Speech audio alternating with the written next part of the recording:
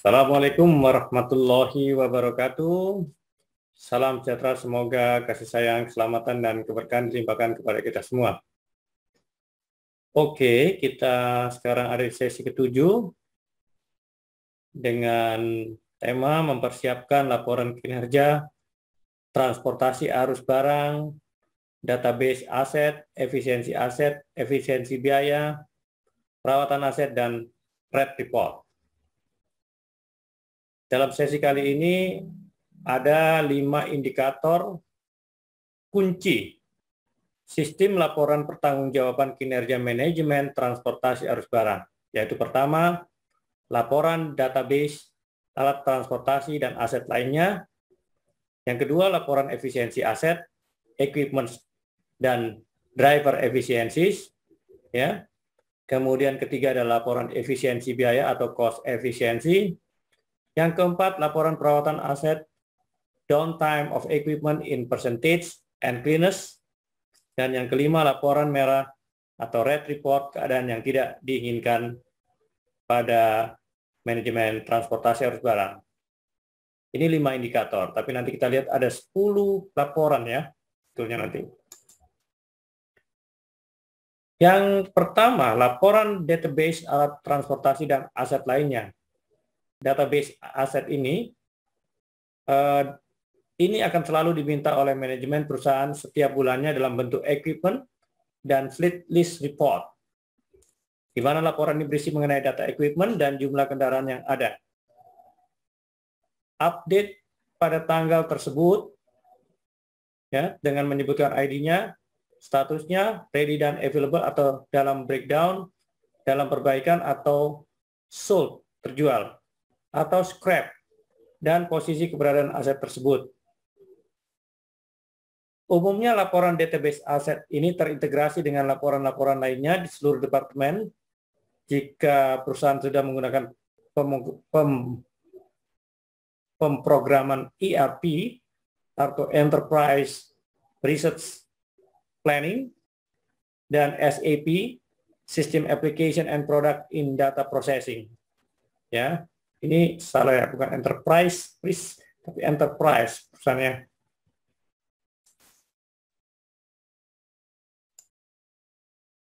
Kemudian laporan efisiensi aset. Aset efisiensi ini adalah suatu laporan yang umumnya disajikan pada halaman pertama. Untuk kinerja aset dalam produktivitas transportasi arus barang, untuk truk dapat diukur kinerja hariannya, maka kinerja truk efisiensi ini diukur dalam volume yang dihasilkan dalam periode tertentu. Ya. Laporan aset efisiensi ini terbagi menjadi 2 kategori, yaitu truk efisiensi dan driver efisiensi. Di mana truk efisiensi dibagi menjadi 3 subkategori. Yang pertama, trip per truck per day atau trip efisiensi. Ini adalah laporan awal, ya, laporan pertama sebetulnya ya. Kemudian average load size meter kubik per truk per batching plan. Ini adalah laporan kedua, biasanya ini akan digabungkan dengan volume efisiensi meter kubik per truk per month. Ya. Lalu yang berikutnya, yang kedua tadi driver efisiensi dibagi menjadi 2 subkategori, yaitu ini trip efisiensi per driver, ya, efisiensi perjalanan per pengemudi. Ini akan jadi laporan ketiga. Kemudian kinerja kehadiran driver, ya, menjadi laporan keempat. Kita bahas satu persatu dari laporan truk efisiensi. Trip efisiensi atau trip per truck per day, yaitu suatu laporan kinerja truk dalam trip efisiensi per hari dalam periode tertentu dalam ilustrasi yang digambarkan sebagai berikut. Kita lihat sini. Grafik merah ini adalah kinerja trip efisiensi, batching plan, bahwa di bawah ini 2,5 trip per harinya. Ya, kita lihat 2,5 trip per hari, tetapi di bawah Ya, ini grafik kuning ya. Kalau tadi grafik merah bawah 2,5 trip, ya.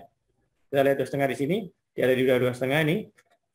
Kemudian grafik kuning adalah kinerja trip efisiensi batching plan di atas 2,5 trip per hari. Yang kuning, tapi dia ada juga di bawah 3 trip, masih di bawah 3 trip ya, antara 2,5 sampai 3. Kemudian grafik hijau adalah trip efisiensi batching plan di atas 3 trip per hari, tetapi masih di bawah 3,5, yang hijau ini. Lalu ada grafik biru adalah trip efisiensi batching plan di atas 3,5 trip per harinya. Jadi ini menarik, ada 4 model daripada trip efisiensi batching plan yang ditampilkan dalam ilustrasi ini ya. Lalu yang kedua tadi adalah average load size, meter kubik per truck per batching plan. Kinerja average load size meter kubik per truck per batching plan dalam ilustrasi di bawah ini kita lihat ya. Laporan kinerja average load size biasanya disajikan setiap minggu dan setiap bulan untuk memantau efisiensi load size pada masing-masing batching plan. Pemantauan average load size adalah dimaksudkan untuk meningkatkan kapasitas muat maksimum yang masih bisa diusahakan pada setiap tripnya, sehingga bisa menghemat trip secara keseluruhan, yang pada akhirnya dapat menghemat biaya operasional, biaya produksi, di mana itu biaya operasional ada biaya produksi, biaya bahan bakar, biaya ban, biaya retribusi, overtime, dan lain sebagainya. Kita lihat di sini ilustrasi dari average load size per batching plan. Ya. Jadi di sini dari 5 sampai 6. Ya, load size-nya meter kubik. Kemudian yang ketiga ini sebetulnya masih termasuk meter kubik tadi. Kita lihat di sini laporan kinerja volume per truck per bulan untuk membandingkan efisiensi truk satu daerah dengan daerah yang lain. Katakanlah daerah Jawa Barat dengan Jawa Tengah dan Jawa Timur, kita bisa bandingkan di sini. Ya, region 1 ini wilayah 1 lebih baik dari wilayah 2. Ini region 1 yang warna merah. Ya, lebih baik dari wilayah 2 dan 3, dan daerah 2 adalah wilayah yang terendah yang hijau ini ya.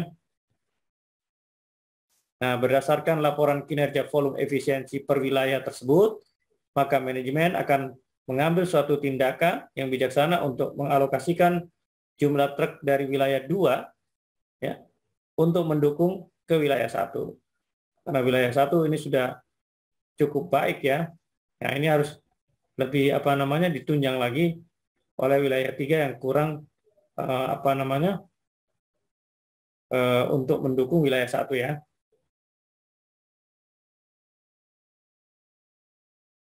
Kemudian driver efisiensi part 1. Nah, kita masuk lagi ke sini bentar. Ini ilustrasi grafik volume efisiensi per wilayah. Yang berikutnya, bagian ketiga atau laporan ketiga adalah driver efisiensi. Driver efisiensi terbagi menjadi 2 subkategori, yaitu trip efisiensi per driver, kinerja kehadiran. Ya, tadi yang kita bahas yang pertama, yang ketiga, trip efisiensi per operator atau per driver, di mana laporan trip efisiensi per operator yang malas dalam ritasi dapat dilihat pada statistik dalam ilustrasi berikut. Kemudian driver efisiensi part 2, kinerja kehadiran operator bisa dilihat di tabel ini. Ya. Harus dilaporkan karena hilangnya jam kerja karena ketidakhadiran dari beberapa operator itu adalah jauh dari semangat mengejar produktivitas tinggi.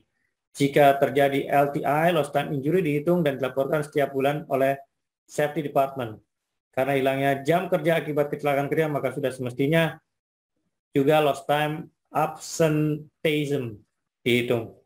Dan dilaporkan karena tingkat kehadiran driver yang buruk. Jam kerja yang produktif yang hilang karena ketidakhadiran operator, absent without permission, atau AP, harus dikelola dengan baik sehingga dapat dikurangi hingga angkanya seminimal mungkin. Di dalam history di bawah ini dapat dilihat tingkat AP driver yang cukup tinggi nih. Mohon maaf, kurang jelas ininya ya, tabelnya. Nanti bisa lihat di buku ya. Kemudian laporan efisiensi biaya atau cost efisiensi. Pada saat kita melakukan laporan efisiensi biaya, di sini kita akan memberikan 3 laporan sekaligus ya. Ada 3 kategori cost efisiensi yang dapat dilaporkan dalam operational cost truk beton ini, yaitu efisiensi biaya BBM atau bahan bakar minyak, biaya ban, dan biaya lembur. Anda dapat menyajikan cost efisiensi lainnya dalam operasional truk beton jika diperlukan seperti cost efisiensi retribusi, pengobaran molen truk beton, dan lain sebagainya. Ini laporan efisiensi biaya. Kita lihat di sini ada ilustrasinya dan statistiknya menunjukkan kinerja kilometer per liter tinggi dan liter per meter kubik rendah ya adalah baik seperti yang ditunjukkan pada titik hijau. Nah, ini kilometer. Sedangkan nomor 2, kilometer per liter rendah dan per meter kubik tinggi adalah buruk.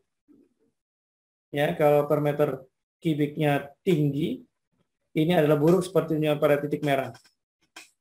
Kinerja yang buruk yang merah ini ya, yang hijau yang bagus ini. Ya, ini fuel efisiensi dalam periode Maret 2015 contohnya ya. Lalu biaya ban. Diukur dengan biaya ban per kilometer dan biaya ban per meter kubik. Usia pakai ban truk beton kurang lebih 30.000 km per ban, dan jika dibandingkan dengan solar truk hanya kurang lebih 2 km per liter, maka usia konsumsi ban jauh lebih lama dibanding usia konsumsi solar. Tapi karena dalam satu unit truk terpasang 10 unit ban, dan jumlah truk yang berjumlah 600 unit atau 6.000 unit, ya, ban terpasang, 6.000 unit ban terpasang pada 600 unit ini, maka konsumsi biaya ban menjadi sangat tinggi dan boleh dikatakan fast moving spare part. Ilustrasi dari ban sebagai fast moving spare part adalah sebagai berikut. Jika waktu umur ban adalah 30.000 km dan rata-rata jarak tempuh perjalanan 25 km per tripnya, sehari rata-rata memperoleh 2,5 trip selama 25 hari. Per bulan, maka hitungannya sebagai berikut: 25 km kali 2,5 trip kali 25 hari kerja sama dengan 1.563 km per bulan. Ya. Nah, kemudian 30.000 dibagi 1.563 jadi 19 bulan. Ya, atau sekitar 1,5 tahun untuk usia pakai ban umur ban. Nah, jika armada truk beton berjumlah 600, maka ada 6.000 unit ban terpasang di truk beton. 6.000 unit ban itu dibagi menjadi 19 bulan, dibagi 19 bulan, maka menjadi 315 unit ban dibutuhkan per bulannya. Ini hanya sebuah ilustrasi ya. Kemudian yang laporan ketujuh adalah efisiensi biaya lembur, di mana kinerja lembur ini tidak hanya mengukur efisiensi biaya lembur, tapi juga mengurangi angka kecelakaan karena jam kerja yang panjang, akan menimbulkan kelelahan dan tingkat risiko kecelakaan kerja menjadi tinggi dibanding jam kerja normal yang 8 jam per harinya. Laporan kinerja lembur dibagi jadi 2 kategori, laporan kinerja lembur per batching plan sama laporan kinerja lembur per driver per batching plan. Ya. Kemudian laporan kinerja lembur ini diukur dari jam lembur yang dibayar dibagi volume yang dihasilkan. Overtime paid per meter kubik dalam ilustrasi ini. Ya. Ini ada overtime dibayar, volumenya sekian, dan ini overtime per volume sekian hasilnya. Lalu laporan perawatan aset. Pada perawatan aset ini ada 2 laporan yang akan diberikan, yaitu jenis kinerja maintenance yang umum ini ada laporan kinerja kebersihan truk dan aset lainnya, dan laporan kinerja servis berkala. Ya. Di mana laporan kinerja kebersihan alat transportasi disajikan ini memastikan bahwa semua truk yang ada bersih guna menjaga mempertahankan citra perusahaan dan menjadi iklan berjalan yang paling efektif. Minggu yang lalu kita sudah bahas itu yang menjadi iklan.